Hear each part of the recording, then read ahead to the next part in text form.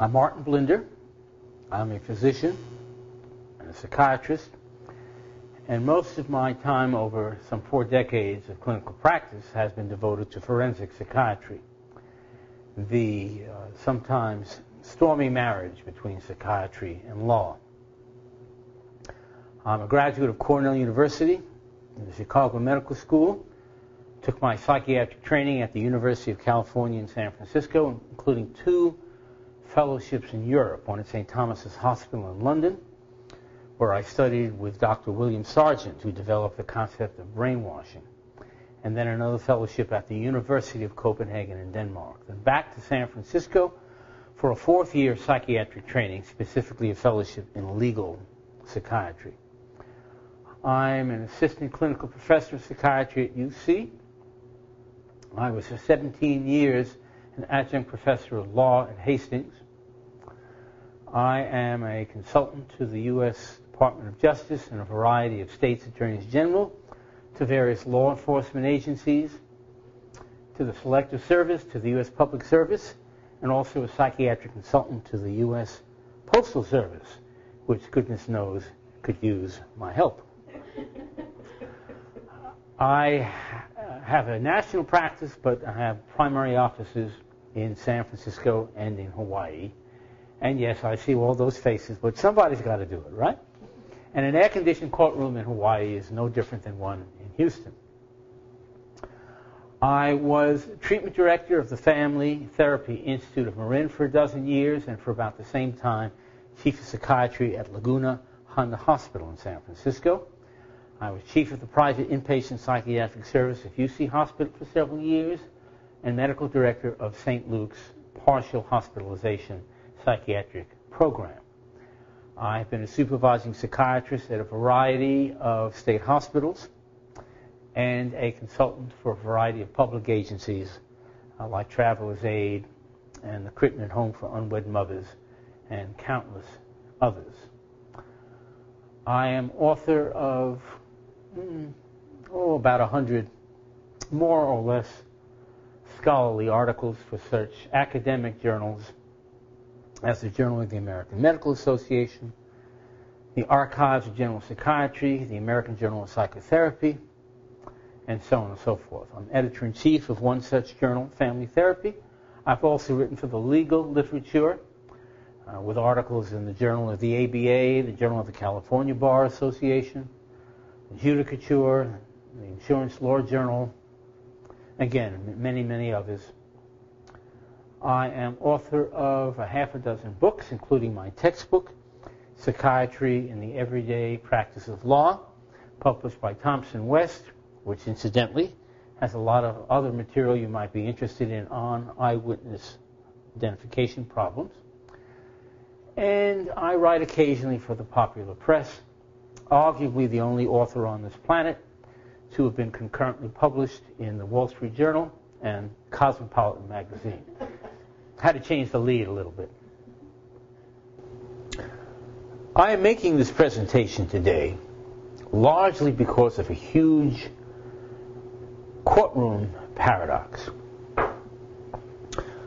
Eyewitness testimony, which is so highly esteemed by juries and judges alike, may in fact be among the least reliable evidence presented at trial. Recent Department of Justice studies have shown that of prisoners later exonerated and released, usually because of newly discovered DNA evidence, 9 out of 10 of these individuals were wrongfully convicted, primarily on the strength of sincere, persuasive, but largely erroneous eyewitness testimony. Now, that very notion is counterintuitive. I think most of us, and indeed most juries, tend to believe, my gosh, she saw it with his own eyes, it must have happened the way he remembers it. But in point of fact, this is often not the case. We're going to be talking today about why so often it is not the case, the ways in which eyewitnesses can go astray, and the best ways attorneys can handle this counterintuitive notion don't necessarily believe your own eyes.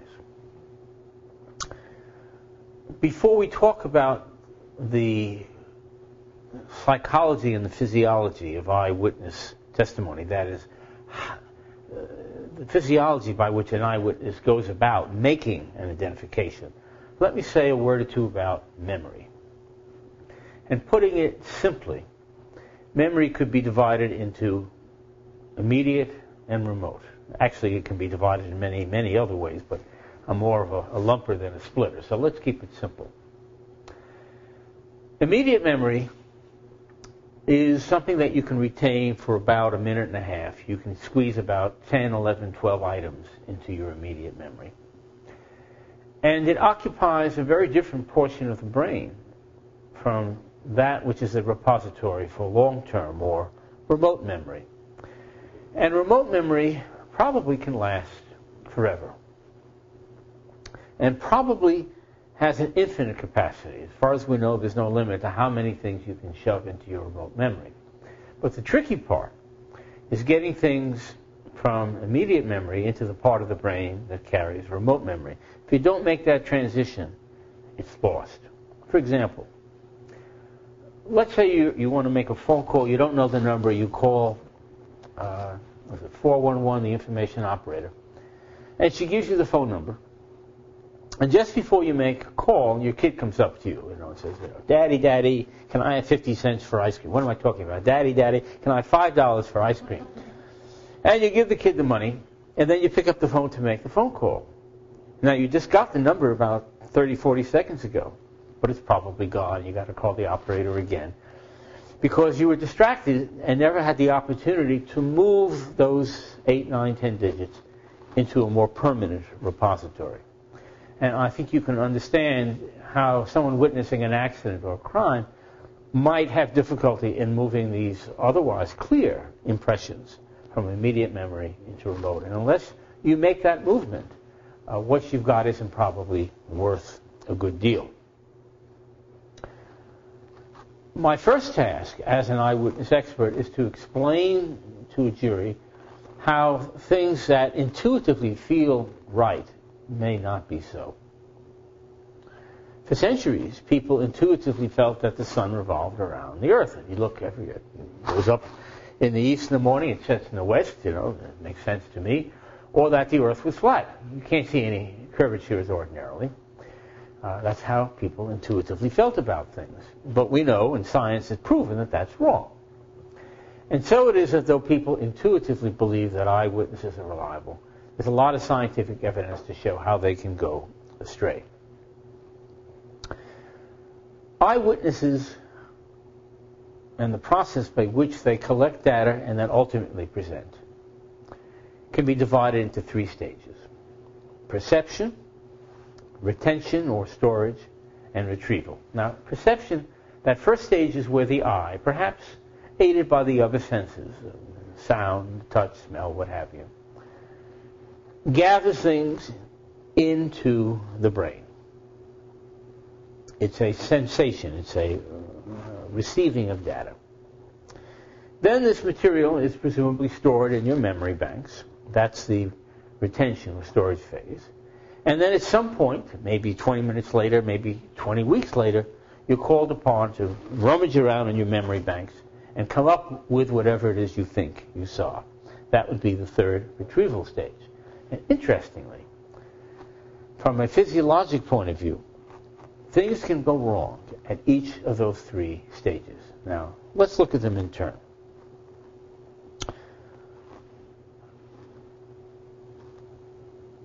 After we dismiss the obvious physical factors during the perception phase, how close the witness is to what is being observed, what's the lighting like, how much time did they have to make the observation, how good is their vision?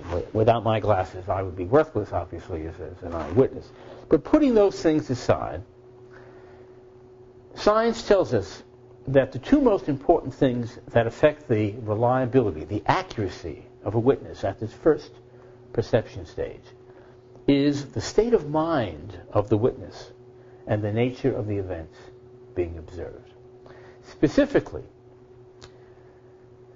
you want a sort of a in-between Goldilocks situation where the person is engaged in whatever it is they are observing, but not so engaged, not so involved, not faced with such a dire circumstance that their anxiety levels prevent them from taking in what it is they're seeing. Or alternatively, they're so little interested in what's going on that lack of attention prevents the eye from taking in all the data that it otherwise might.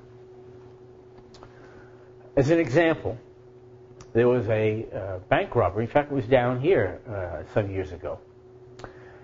This chap walks into a bank and he's got a gun underneath some newspapers. He says to the teller, "Give me all your money." He's out of there in 2 minutes.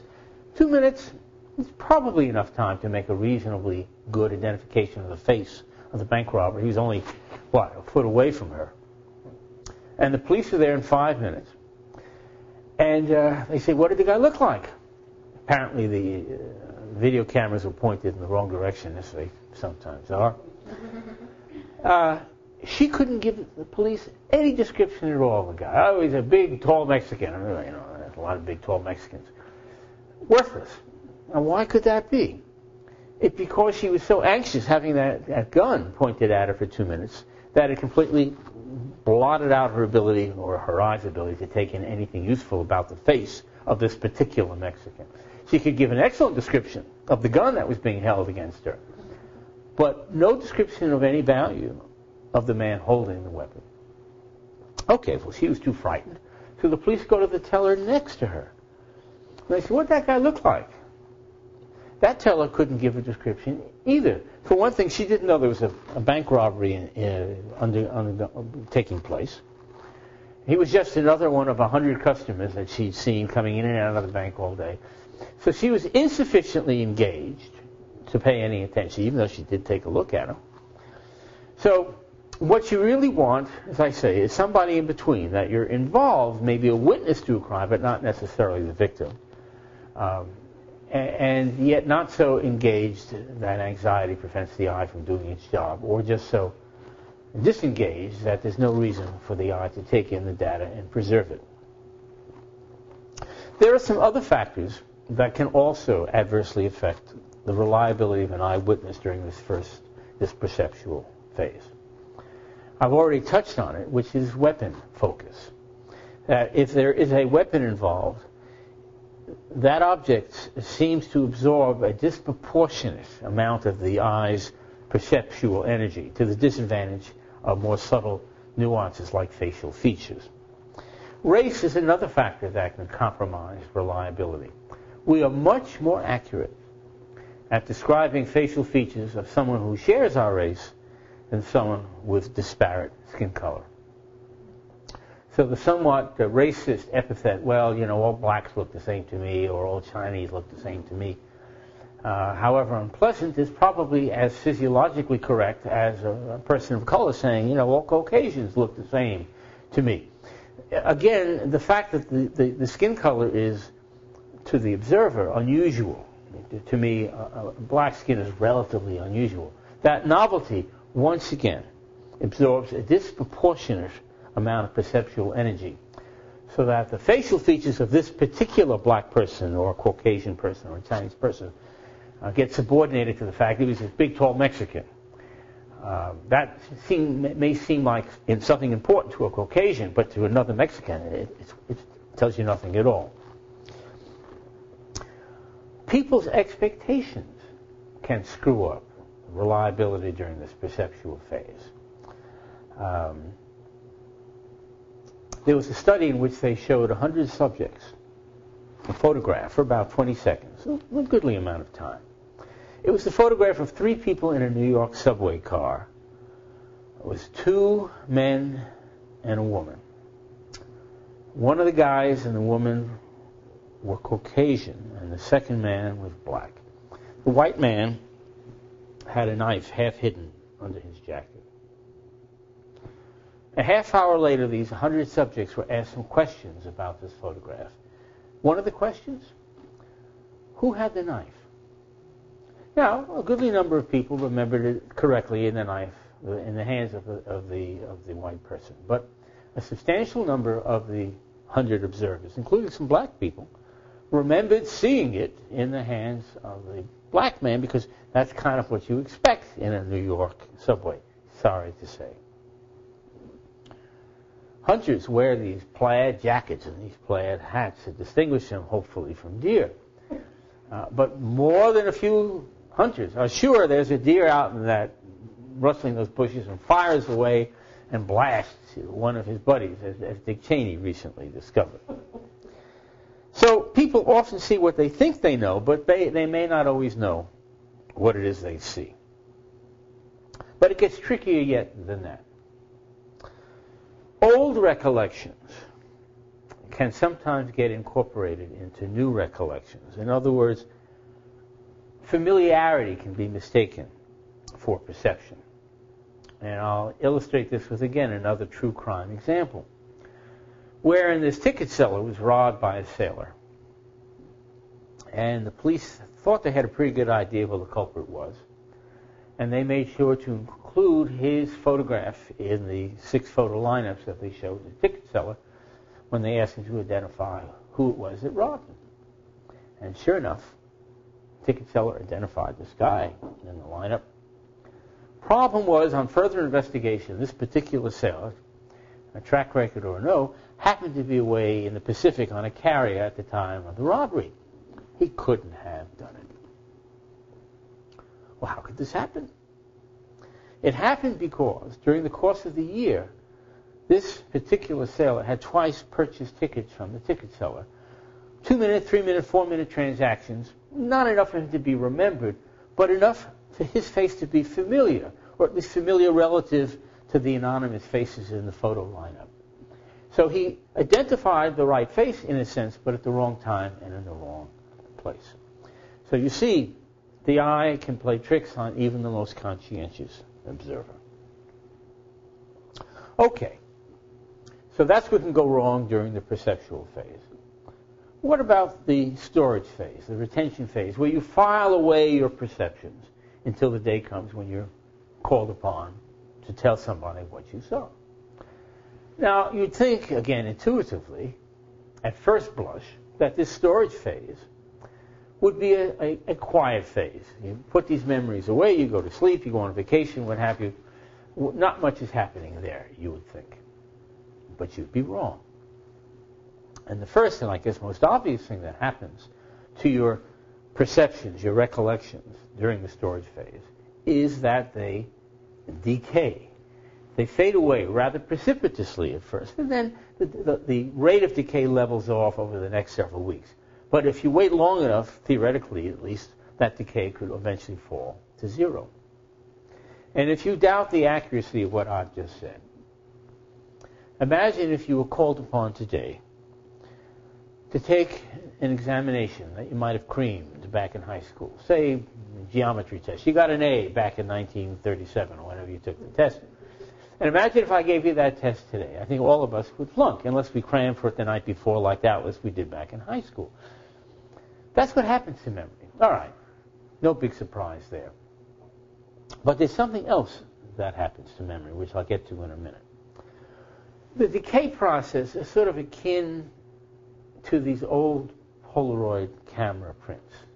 The first Polaroid cameras took pretty good pictures, but they didn't have the fix-it process down very well. So you put these, you take some photographs of Thanksgiving dinner, and then put them away in a drawer where you think they'd be safe. Next year, another Thanksgiving dinner, you take them out to show your relatives how they looked a year ago, and it's hard to make out any faces at all. I think that's roughly analogous to what I think happens during the storage phase. Again, you know that. What you don't know, perhaps, is that those photographs can change while they're in that drawer, or at least they can change while they're in that storage phase. And what can happen, unbeknownst to you, is that other erroneous material can mysteriously get caught up in those imprints that you have, can slip in there unbeknownst to you and become part of your original recollections. Example. In a test of this process, they showed about 50 or 60 students in a psychology class, a short film clip in which a white Volkswagen sedan was involved in a terrible collision with a truck. Okay? White Volkswagen sedan hit a truck, or a truck hit the sedan. And then 30 minutes later, they were given a quiz, 10 or 15 questions about what they saw. One of the questions on this quiz was, how fast was that black sedan going when it struck the truck? Now, you remember the car was white. A week later, they given another quiz. One of the questions on the second quiz was, what was the color of that Volkswagen that was involved in that truck accident? Now, a goodly number correctly remembered it to be, what did I say it was? Did I say it was black? Well, I said it was white. Even eyewitness experts can have memory shortcomings. So a substantial number remember it was being white. But a respectable minority remembered it seeing a black sedan. And there was another group that had a compromised recollection. They remembered it as being gray, a compromise between what they saw and the misinformation that had been unknown to them slipped into their original perception, altering the color. Another study, which they showed individuals a color photograph of 3 or 4 blonde people. And then a half hour later, they asked them, what was the eye color of those folks? And a substantial number remembered the eye color as being blue, when in fact, every one of these blondes had brown eyes. But again, their expectations altered what they thought they saw. And during that interval, that storage phase, they incorporated misinformation into their recollections. So you can see where this can present problems in police lineups, where the individual may identify a face that is familiar, at least more familiar than any of the other faces. But is that face familiar because of some misinformation, some misconceptions? Or is it familiar because that was the face of the perpetrator? We don't know that. In new police science, instead of the traditional 6-packet, 6 faces, they show individual faces one after another. So you have to compare your recollections of the crime against the individual faces rather than simply finding the most familiar face. You may just identify somebody who most resembles the bad guy of the 6. I see the same problem when the witness victim identifies somebody in the neighborhood.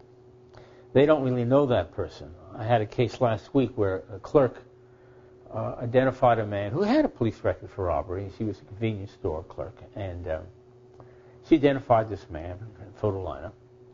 Again, he too had an ironclad alibi, but he was vaguely familiar to her because he lived in the neighborhood somewhere. So of all the faces she saw that day, his was the most familiar, but familiar not because he was the perp, but simply because she had some exposure to him. The third area by which, the third process, or the third step in the process by which eyewitnesses make identification is that retrieval step where they have to go and find somewhere in their memory whatever it is they saw and regurgitate it. And here, interestingly enough, how that information is obtained, the questions by which those recollections are solicited, can be just as important as what the person actually saw. The wording of the question, for example, can be all important. If you ask those 100 students who saw the film clip, how fast was that Volkswagen going when it crashed into the truck, you'll get far higher estimates of speed than if you worded it as, how slowly was the Volkswagen going when it reached the truck. So police have been trained not to say, this is the guy, isn't it? Or is this the guy? Rather, they're trained to say, I'm going to show you some pictures. The guy may be there, he may not. You're not obliged to make any kind of identification.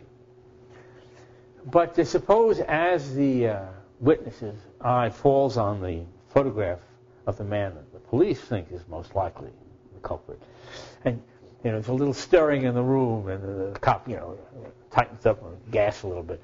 Without quite realizing it, little shifts in body language can convey to the witness to maybe pay more attention to that photograph.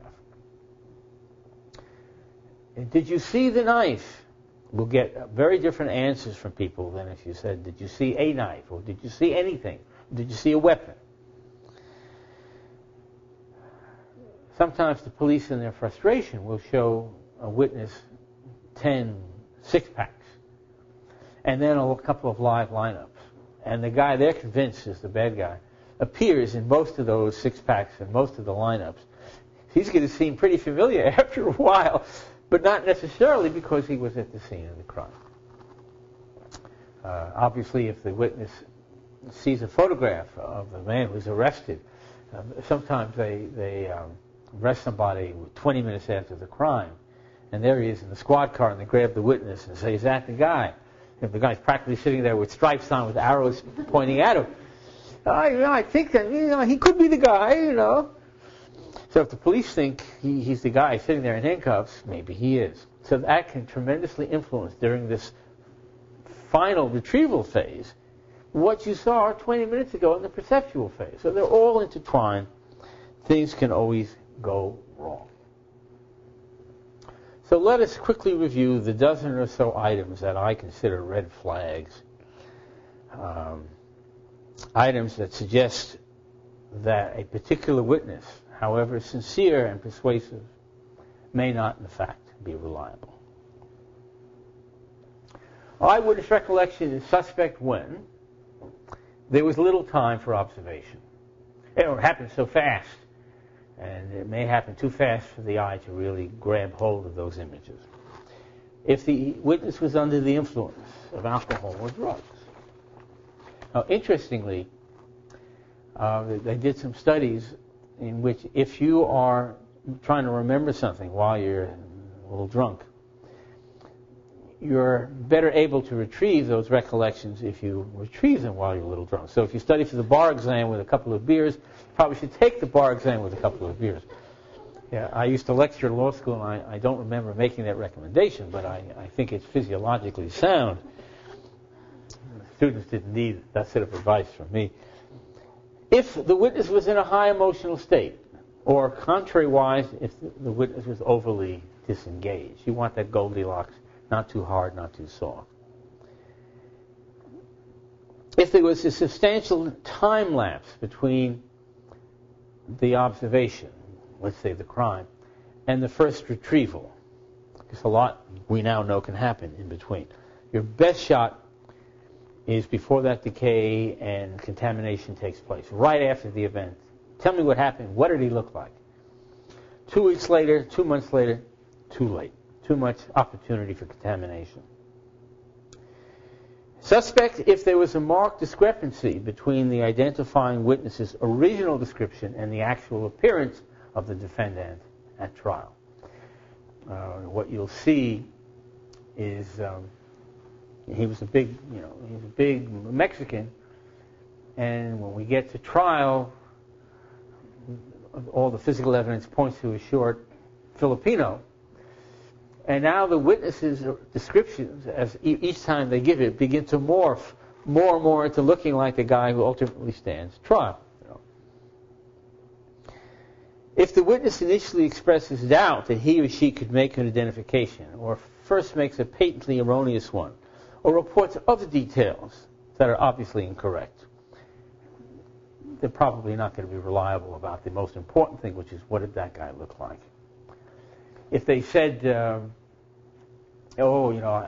remember it as if it happened yesterday, the robbery occurred during a rainy night, and yet there was a bit of moon coming through the clouds, and we know for a fact that the robbery occurred when it was dry and it was 4 in the afternoon.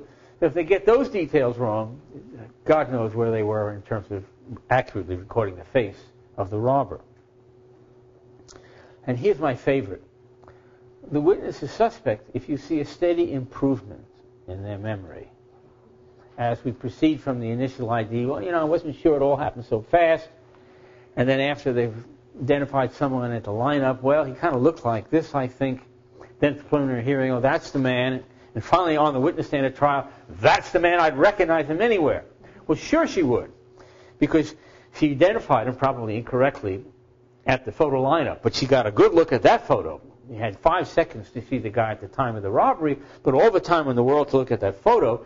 Then she eyeballs him for an hour and a half at the preliminary hearing, and then after 3 years of trial, that guy's face is indelibly burned in her consciousness, probably obliterating the vague impression she had of the real guy. Now, if the initial impression of the real guy and the guy who finally stands trial are one and the same, no harm is done.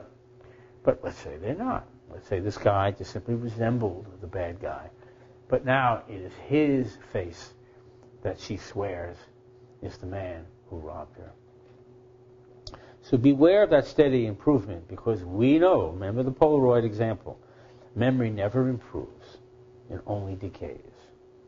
The only way you can improve memory is by reinforcement, by going over it and over it and over it, going over your lecture notes 16 times until you finally have it. But if what you're reviewing and reinforcing is wrong, you're simply reaffirming your own error. So beware of the witness whose memory gets better and better, because that we know to be physiologically improbable. So it is that the witness is suspect when they fail to recognize the person they identify the next time they see him. They're both sitting in the courtroom hallway. Here's the guy allegedly who raped her, and she doesn't notice him, doesn't recognize him at all. You know, what's going on there? What's wrong there? Be suspicious if there's a weapon involved, or if the witness and the perp are of different race, different skin color. Be suspicious if the witness demonstrates an obvious bias. Now, another one of those big Mexican guys, you know, they have no businesses in the neighborhood. If the witness has an emotional need to see what he expects to see. If somebody spent 3 or 4 minutes with a terrible criminal and they wish to do right, they have an expectation. What's wrong with me that I can't give a good ID? So they try and give a good ID, and they may try too hard. They may overread the details that they actually possess. That's a problem with hypnosis, to try and recover memories. It increases confidence, but it does not necessarily increase accuracy. And finally, if the witness manifests a high need to conform to or defer to authority figures, they want to please the police. And so again, they may report what they see with a certainty and assuredness that is physiologically insupportable. Let me say a word or two about the 6 or 7 obvious areas of eyewitness weakness, just to kind of tease them out from this large complex that I've shared with you. Stress. A little is a good thing. Too much, not so good. That's why a lot of people who are A-plus students in law school and studied like beavers for the bar exam, and they take the exam, and 50% of them flunk. Not because they're stupid or they didn't study, but their stress levels are such that they misread the questions, and all kinds of things can go wrong. And they can certainly go wrong during the commission of a crime. Witnesses tend to pay undue attention to unusual features, and these unusual features may not be serviceable. Now, if one of the unusual features is that the fellow had a tattoo on his right cheek saying "mother," but if to this Caucasian person that it was a big, tall Mexican is an unusual feature, it's no use whatsoever. Also, the unusual feature may distract the witness from that which is important. He had a gold shotgun. That's great, but all the attention was going to the gold and not to the nose and the eyes and the ears. We already talked about the challenge of cross-racial identifications. This has been studied again and again, not just in the laboratory, but they've actually done surveys of 7/11 crimes, and clerks have a terrible time when the robber is of a different skin color. We talked about the hazards of identifying someone who simply resembles the bad guy, and how that resemblance then begins to subordinate the dimly retained images of the actual perpetrator. We spoke about the post-event contamination. A person reads something in the newspapers that the perpetrator actually was a woman, and right away now their perception, well, maybe that the hair was, you're right, it was a woman. So beware of post-event information. And finally, beware of the psychological pressures which can impel a sincere witness who wants to do the right thing to go overboard. Let us now look at what I found to be common juror misconceptions about eyewitness reliability. These are, a dozen or so eyewitness myths that I wish to dispel today. Myth number one: the more detailed the account, the more reliable the witness. Oh, he drove in a Studebaker. It was a 1947 Studebaker, and it had a beaver tail, and the license plate was 647 ASS. And I noticed there was a hubcap missing, and they go on and on and on and on. And gosh, this person's must have a photographic, memory. I have a photographic memory. Just takes 2 hours for each exposure. All the attention's going to these details, and what you really want to know is what did this guy's face look like, and chances are it's going to get lost in all these extraneous details. So I'm not saying that the person with an eye for detail is going to be wrong, but it doesn't correlate well with eyewitness facial accuracy. It's not a good correlation. Myth number two: law enforcement personnel are better witnesses than the average person. How long have you been with the department? 27 years. You've been trained as an observer of crime scenes? Oh, yes, sir. Well, maybe they have, but again, scientific studies in which these folks have been put to the test show that, like the rest of us, some are good, some are bad, and some are in between. Myth number three: you're not likely to forget the face of a man who's pointing a gun at you or who raped you. Well, you're not likely to forget the fact that you were held at gunpoint or that you were sexually assaulted. But the face of the person responsible, that's another matter. I cannot tell you how many cases I've examined where this witness identifies this rapist. And he has an ironclad alibi. He was working in a factory. The 6 guys will stand up for the fact that he was there. But she's going to prevail at court. My God, he held her. He was on top of her for 20 minutes. How could she be wrong? And after the DNA evidence releases him, she's still sure there's been a miscarriage of justice. That's how certain she is. But what is remembered is the horrendousness of the event, and less so the face of the person responsible. Again, because of that stress factor. You may hear the term flashbulb memories. Probably all of us have a flashbulb memory of where we were at that terrible 9/11 morning.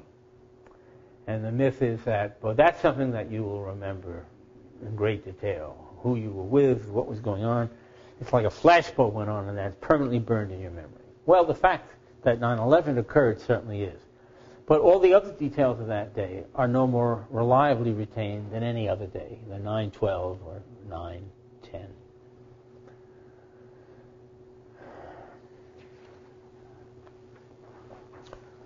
Often on cross-examination, I'm asked, Doctor, isn't it a fact that all these laboratory studies that you cite have little relevance to actual crime situations? Well, that's not.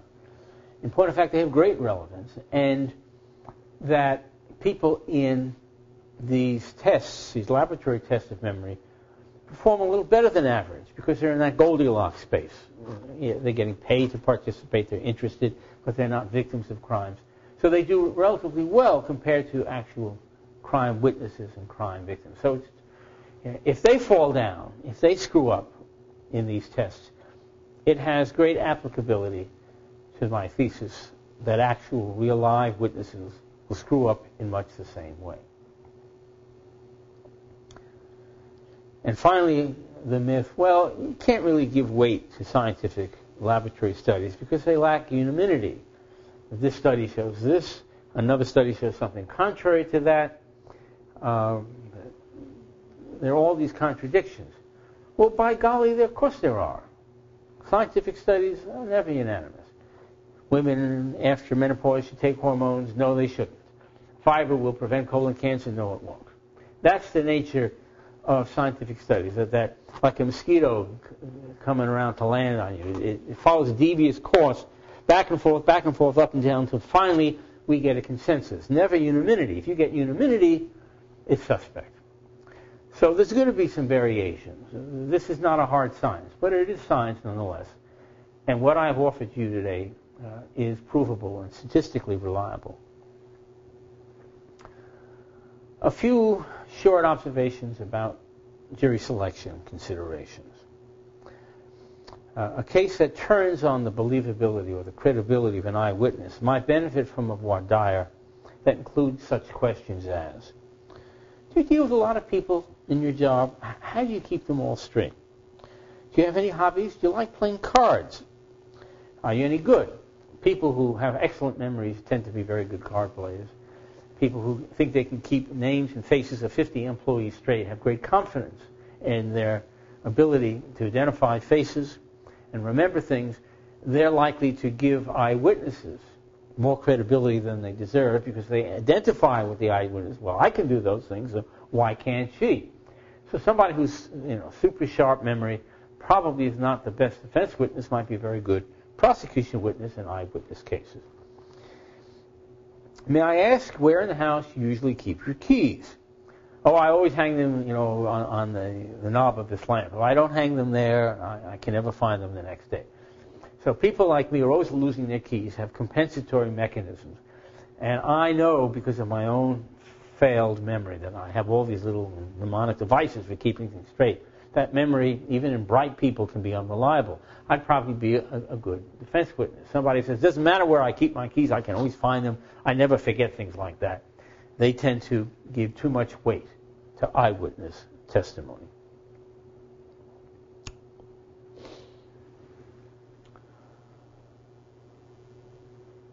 Let me conclude with a few suggestions about how to take an eyewitness expert through direct examination. And in all direct examinations in which I'm privileged to be an expert, I like direct examination questions that have a bit of an edge to them. I like them to sound almost like a cross-examination. Cross-examinations are always much more interesting to juries. Direct examinations tend to be sort of canned, and juries are sleeping and waiting for the cross. So I don't want them to wait. So I like questions that almost verge on being argumentative. Doctor, are you here today to tell us that eyewitnesses can't be believed? And I'll say, no, certainly not. Well, why do you say that? Well, for one thing, I can't. I don't think it's true. I haven't examined and studied any of these eyewitnesses. And even if I had some personal opinions about that witness or this witness's reliability, I'm constrained by the courts from offering that opinion. All I can do is talk about the counterintuitive elements of eyewitness testimony. Well, what do you mean by counterintuitive? And I do my Earth is Flat dog and pony show. All right, doctor, how is it that an eyewitness forms their recollections? What is the neuropsychological process that every eyewitness goes through? And then we do the 3 stages. And you're suggesting, doctor, that there are problems with each of these 3 stages? Well, yes, potentially. Well, doctor, let's go through each of these. Tell us what they are. And we go through those. And then, well, what about, doctor, some dramatic event? Somebody is held up at gunpoint or is sexually assaulted. Surely these are going to concentrate the mind and sharpen their perception so that they are. Surely, if anyone's going to be reliable, these are the people that are reliable. And again, well, that's actually a myth because their stress levels are so high and so on and so forth. I also like the direct examiner to pose questions to me that I can anticipate on cross. I've been through this a lot. So I know the book on me and on eyewitness experts. And it's much more effective, I think, if I get the attorney who's brought me into the courtroom to ask those questions. For one thing, we can craft the questions in a more congenial manner. In addition, every witness is different. All of us who've done this for years have certain strengths and weaknesses. Nobody knows my strengths and my areas of vulnerability better than me. So I like questions on direct, particularly in qualifying me as an expert, that goes to my strengths and finesses my weaknesses. Because I know the cross-examiner is going to come after me on those. So I like questions like, now, doctor, I understand you didn't do any of the original research in these studies that you cited. You know, I know they're going to ask me that on cross. Well, you ask it of me. So that I can say, well, that's true. I didn't do any of the original research. But doctors rarely do. Before I went into psychiatry, I practiced general medicine, and I prescribed penicillin and tetracyclines with some appropriate skill. Didn't do any of the original studies there. As a psychiatrist, I prescribed Prozac and Zyprexa and Valium, and I follow the rules. Didn't do any of the research there. Now, I did do some drug research. I developed lithium carbonate. But that wouldn't help me with the original research done by all of my other colleagues and all these other drugs. You develop expertise in medicine through mentoring, through keeping current with the literature, and through experience. And so it is today when I talk about these eyewitness studies. I didn't have to do the studies myself in order to have competence in that area.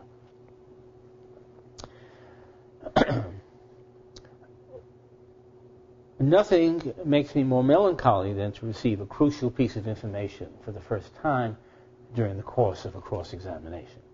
So I think it's really important to get everything we can out. Juries get bored hearing the same question put to them twice. So if you can ask all those questions, give the cross-examiner nothing to do, I think you're bound to achieve a very successful result. And I thank you all for your kind attention. My question. Question. When, as an attorney, if I'm faced with a witness who I believe is unreliable, how are you going to direct me to question that witness to point out this vulnerability in the person? Okay, so you're cross-examining an adverse witness. Right. Right. I'm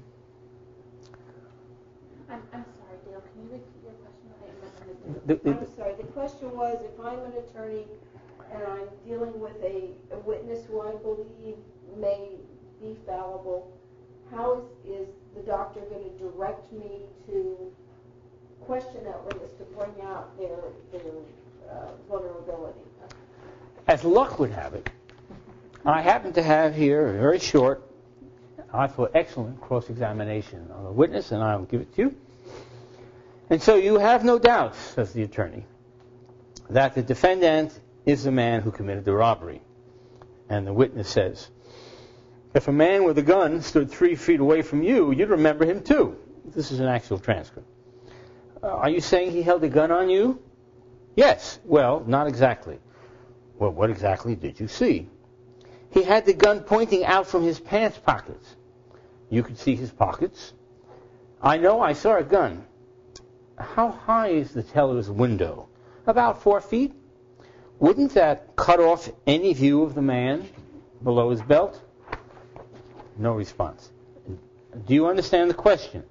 I know he had a gun. How do you know? I saw it. Other people saw it too. But from where you stood, a gun would have been held too low for you to see it. It must have been as he approached the window. It must have been. Is that when you saw it? I don't know. Who else saw the gun?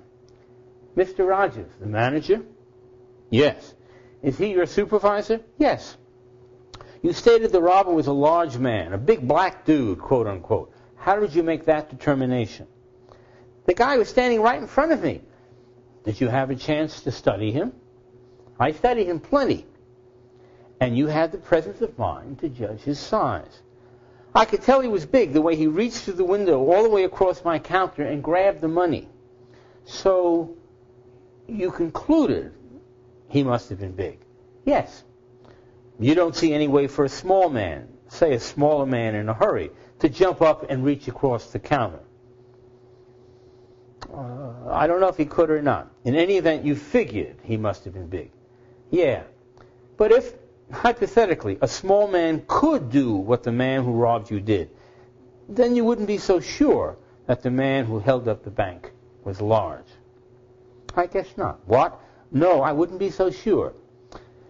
Now, earlier you said that Mr. Rogers is your boss. Yes, he is. Do you look up to him? What do you mean? Do you respect him? Sure. You know he positively identified the defendant, and the prosecution objection is overruled. Witnesses, yes. Did Mr. Rogers make a positive identification before or after you did? Before. Might that have influenced your opinion in any way? Absolutely not. You were not sure of your identification at the lineup, were you? No. But you're sure now? Yes. Did knowing that Mr. Rogers picked out the same man influence your degree of certainty? I don't know what you mean. Did Mr. Rogers clinch that ID for you in your mind? We kind of confirmed each other. Was your boss positive? He's always positive. And then you became positive. Yes. So you see, the cross-examiner has covered a number of the areas where you've got contamination, you've got too much of a delay, you've got what at first blush seems like two separate IDs, which ordinarily would be statistically useful, but in point of fact they collaborated and we really have only one ID and they probably reaffirmed each other in their errors. All right, we're back. I was telling the group that I'm a psychiatrist, I'm used to 50-minute hours. Okay, two factors that sort of contribute to the reliability. One being time. How long were you involved in this incident? And you would think that the longer you were sort of involved, the better your recollection, the better your memory would be. But one point you brought up is that if it's a highly emotional incident, then that detracts from, it could be 20 minutes and you're not going to necessarily remember because it was traumatic. Have there been any studies that sort of, talk about these two factors in terms of does time really make it more reliable, or is the emotional so overpowering that it makes it unreliable?